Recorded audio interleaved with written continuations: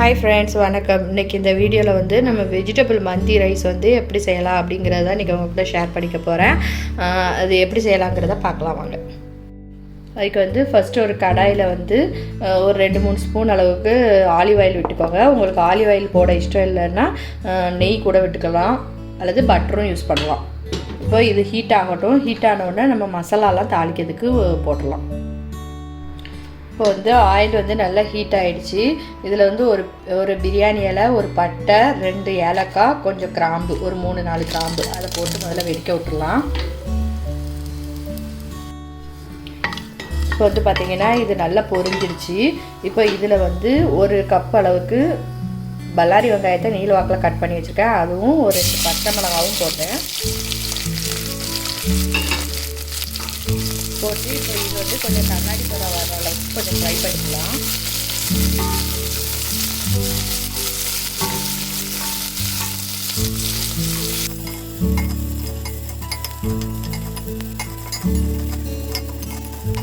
இப்போ பார்த்தீங்கன்னா வெங்காயம் வந்து நல்லா வதங்கிடுச்சு. இப்போ வந்து 1 ஸ்பூன் அளவுக்கு நம்ம இஞ்சி பூண்டு பேஸ்ட்டு ஆட் பண்ணிக்கலாம்.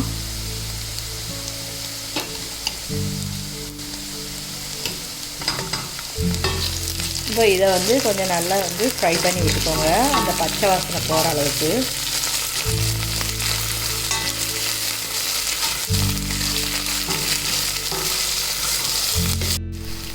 அடுத்து வந்து பார்த்திங்கன்னா நான் வந்து மந்தி மசாலா பவுடர் வந்து வீட்டிலேயே ரெடி பண்ணி வச்சுருக்கேன்.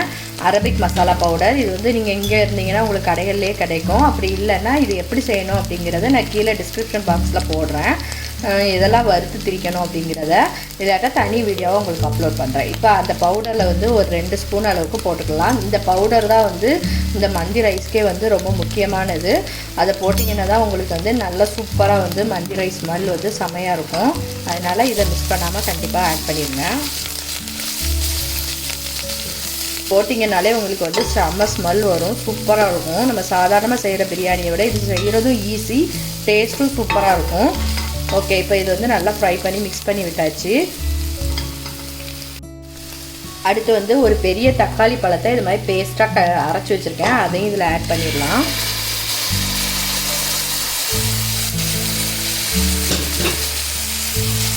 இப்போ இதையும் வந்து நல்லா மிக்ஸ் பண்ணி வச்சுருங்க. இது வந்து தக்காளியோட பச்சை வாசனை மாறணும், அது வரைக்கும் நல்லா வந்து கொதிக்கட்டும். அடுத்து இந்த தக்காளியோட பச்சை வாசனை போகிறதுக்கு வேக விட்டுக்கொள்ள அந்த நேரத்துலேயே வந்து கொஞ்சம் மஞ்சள் தூளும் கொஞ்சம் இதுக்கு தேவையான அளவு உப்பையும் நம்ம ஆட் பண்ணி மிக்ஸ் பண்ணி விட்டுக்கலாம்.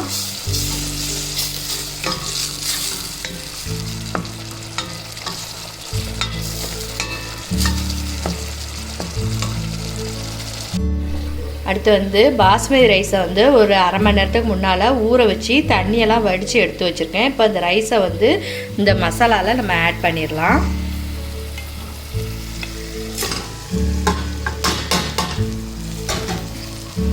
ஆட் பண்ணிவிட்டு இப்போ இதை வந்து நல்லா இந்த மசாலாவோட மிக்ஸ் பண்ணி கொஞ்சம் அந்த தண்ணியெல்லாம் வற்றுற அளவுக்கு கொஞ்சம் நேரம் வந்து ஃப்ரை பண்ணி விடுவோம்.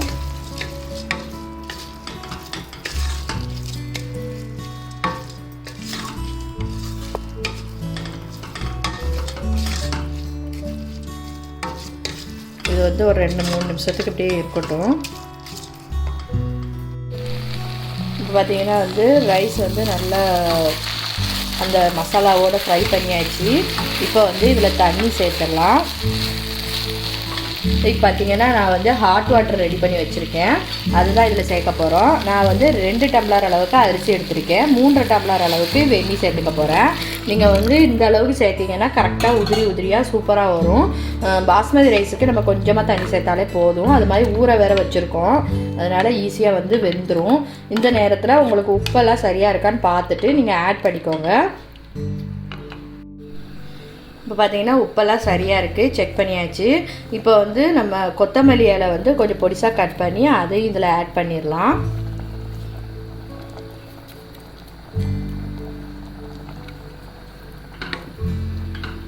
இப்போ இதை வந்து நல்லா மிக்ஸ் பண்ணி விட்டுருங்க.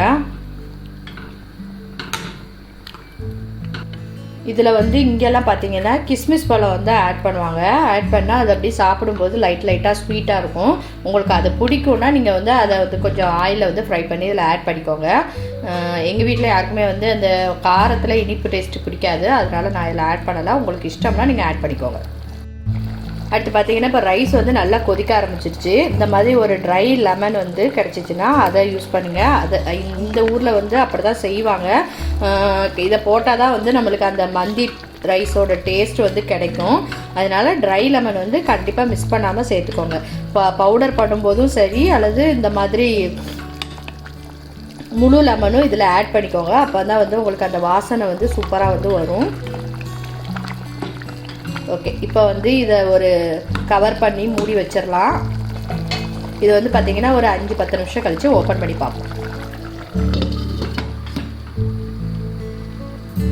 ஓகே ஃப்ரெண்ட்ஸ், இப்போ வந்து நம்ம இந்த ரைஸுக்கு தேவையான வெஜிடபிளை வந்து நம்ம கலந்து ஊற வச்சிடலாம். அதுக்கு வந்து ஃபஸ்ட்டு வந்து பன்னீர் எடுத்திருக்கேன். உங்களுக்கு வேணுங்கிற அளவுக்கு பன்னீர் எடுத்துக்கோங்க. அதுக்கப்புறம் நான் இன்னொரு வெஜிடபிள் என்ன எடுத்திருக்கேன், இது என்ன எடுத்திருக்கேன்னா மீல்ஸ் மேக்கர் எடுத்திருக்கேன். உங்களுக்கு மீல்ஸ் மேக்கர் இஷ்டம் இல்லை அப்படின்னா நீங்கள் காலிஃப்ளவர் ஆட் பண்ணிக்கலாம். அதுக்கப்புறம் வந்து ஒரு கப் அளவுக்கு குடமிளகா, அதை வந்து கொஞ்சம் ஓரளவு வந்து இந்த மாதிரி பெருசாக கட் பண்ணிக்கோங்க. ஏன்னா நம்ம ஃப்ரை பண்ணும்போது அது வந்து சரியாக வந்துடும். அதுக்கப்புறம் இதுக்கு வந்து தேவையான அளவு உப்பு போட்டுக்கலாம். இது வந்து பண்றது வந்து ரொம்ப ஈஸி. நம்ம பிரியாணிலாம் பண்றதை விட இது ரொம்ப ஈஸியா ரெடி பண்ணிடலாம். அதுக்கப்புறமா நான் வந்து சொன்ன மாதிரி அந்த அரபிக் மந்தி மசாலா பவுடர் வந்து நீங்க கொஞ்சம் ஆட் பண்ணிக்கோங்க, உங்களோட டேஸ்ட்டுக்கு ஏற்ற மாதிரி. நான் வந்து ஒரு 2 ஸ்பூன் அளவுக்கு ஆட் பண்ணிக்கிறேன், நிறைய காய் இருக்கிறதுனால. அதுக்கப்புறமா இதை கலந்து வைக்கிறதுக்கு கொஞ்சம் ஒரு 2 ஸ்பூன் அளவுக்கு ஆலிவ் ஆயில் ஊற்றிக்கோங்க. நீங்கள் ஆலிவ் ஆயில் இஷ்டம் இல்லைன்னு நீங்கள் இது கூட போட்டுக்கலாம், பட்டர் கூட போட்டுக்கலாம். இதை போட்டு இதை நல்லா மிக்ஸ் பண்ணிவிட்டு ஒரு 10 நிமிஷத்துக்கு நல்லா ஊற விட்டுருங்க. ஊறினதுக்கு அப்புறமா இதை வந்து கடாயில் போட்டு நம்ம ஃப்ரை பண்ணி எடுத்துக்க போகிறோம். அவ்வளோதான், ரொம்ப சிம்பிள் தான்.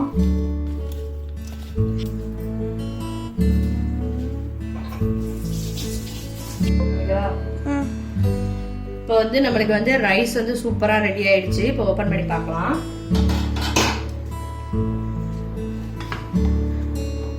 பார்த்தீங்கன்னா உங்களுக்கே தெரியும், நல்லா உதிரியாக நல்ல ரைஸும் வந்து பார்த்தீங்கன்னா பாஸ்மதி ரைஸ் நல்ல நீளமாக சூப்பராக இருக்கு. இது வந்து இப்போ வேண்டாம்னா எடுத்து நம்ம டஸ்ட்பினில் போட்டுடலாம். அந்த லெமனை நம்மளுக்கு வந்து அந்த சாறு எல்லாமே வந்து சூப்பராக வந்து இறங்கிடுச்சு.